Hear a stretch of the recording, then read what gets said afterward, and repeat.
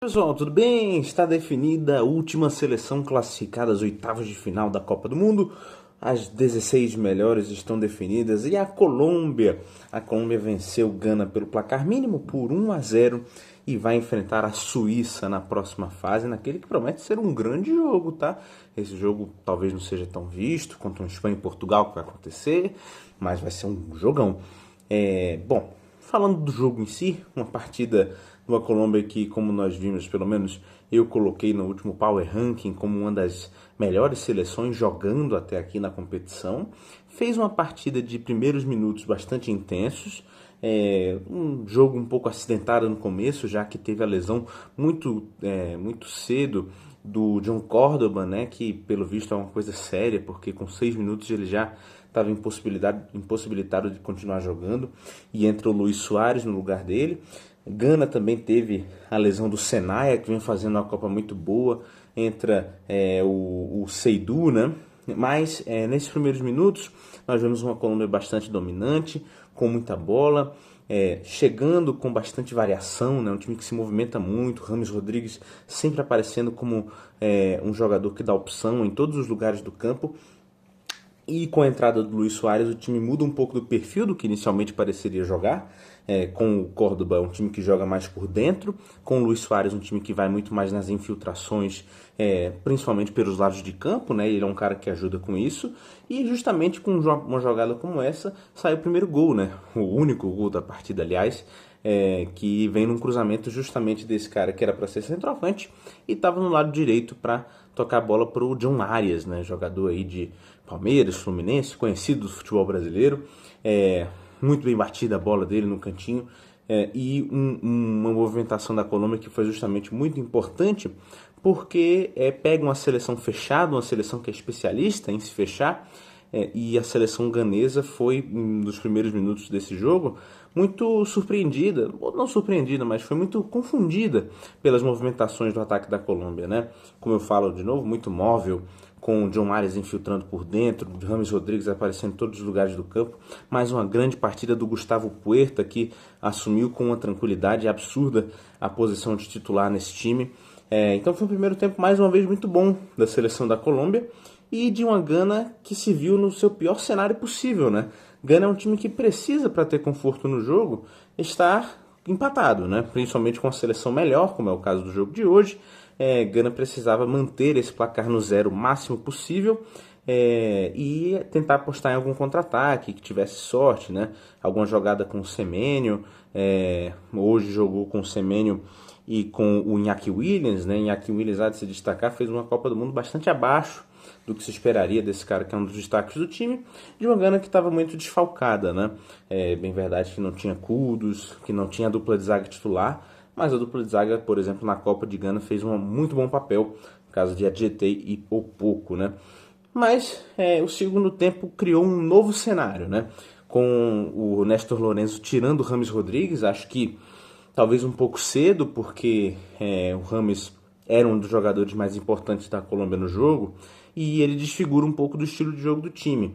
Não sei se querendo segurar ou se tendo mais segurança de que o time venceria a partida. Mas ele coloca o Richard Rios, não coloca o Quinteiro, que manteria mais ou menos a mesma forma de jogar. Dessa forma, o que acontece? A Colômbia meio que vira um time de mais solidez no meio campo, menos flutuante, e permite mais espaço para a seleção de Gana, que foi chegando, que foi se aproximando. É bem verdade, sem tanto perigo, porque é um time que, construindo, tem várias limitações, é um time com pouca qualidade nesse sentido, mas foi permitindo chances, e Gana foi gostando do jogo. Lucumí e Sanches começaram a fazer uma boa partida, tirando muitas bolas importantes, e a Colômbia foi se sustentando na base de bons contra-ataques, né? Teve 2 ou 3 chances de matar o jogo, um gol anulado do Luiz Dias, mas não conseguiu justamente fazer o segundo. Depois o Néstor Lourenço meio que tenta corrigir essa mexida, né? Ele coloca o Quinteiro no lugar do John Arias, e aí o time volta a melhorar, né? Volta a ter a bola com qualidade, a circular melhor no campo adversário, a ter o Quinteiro, é um cara que tem um passe muito refinado, então abre melhores espaços, né, encontra as melhores opções no jogo, e ainda assim a Colômbia segue perdendo mais opções, mas dessa vez com uma identidade mais próxima do que nós vimos no início do jogo, né? Esse time de movimentação, de nenhum jogador parado, né, de muita infiltração, incisivo, combativo. Então foi uma Colômbia que teve um primeiro tempo bastante interessante, com um segundo tempo que preocupa um pouco, que deixa uma sensação agridoce, né? Ainda assim, a Colômbia é um time bastante competitivo, é um time que mostra até aqui um dos melhores níveis de futebol quando está no seu melhor momento, né? Por exemplo, talvez seleções como a Espanha, como Portugal, ainda não convenceram tanto quanto o que a Colômbia já jogou nessa Copa do Mundo, mesmo que o jogo de hoje tenha sido, sim, no segundo tempo um pouco abaixo. A Colômbia não precisou fazer tanto para uma seleção de Gana que, com um trabalho novo, que começou nessa Copa do Mundo, do Carlos Queiroz, já fez além do que se esperaria, né? Gana teve um ciclo de muitos altos e baixos, um time que não trocou de treinador desde a última Copa, mas o atuado tomou sérias goleadas durante esse período, não classificou o time para a Copa Africana, foi uma Gana muito criticada, né? Com o Carlos Queiroz parece que muda muito a identidade, é bem verdade, mas pelo menos tem um caminho para seguir com ele até a próxima Copa e talvez ter um time mais sólido, né? Mais bem adaptado a esse estilo de jogo que já nessa Copa do Mundo deu frutos, principalmente pelo que nós vimos na partida muito boa da seleção de Gana contra a Inglaterra. Também vale destacar a ótima atuação do goleiro Atizig, né?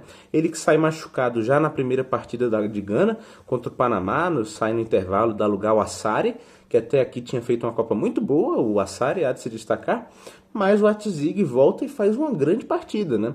A Colômbia teve uma série de boas oportunidades também, não só oportunidades desperdiçadas. Algumas delas foram perdidas por conta de defesas excelentes do Atizig, algumas das mais bonitas da Copa do Mundo. Então, sejamos justos, o goleiro de Gana trabalhou e trabalhou bem no jogo de hoje. Repito, a Colômbia vai enfrentar a Suíça nas oitavas de final. O vencedor desse jogo pega o vencedor de Argentina e Egito. Com isso, temos nossas oitavas de final 100% definidas, com as 16 melhores seleções do mundo nesta Copa do Mundo, né? Em um lado da chave teremos França versus Paraguai, Canadá versus Marrocos, Portugal, Estados Unidos e Bélgica. E no outro lado da chave, o lado do Brasil, o Brasil enfrenta a Noruega, teremos México e Inglaterra, Argentina e Egito e agora Suíça e Colômbia. Então é isso aí, pessoal. Amanhã tem mais, amanhã já começam as oitavas de final. É isso aí, até a próxima.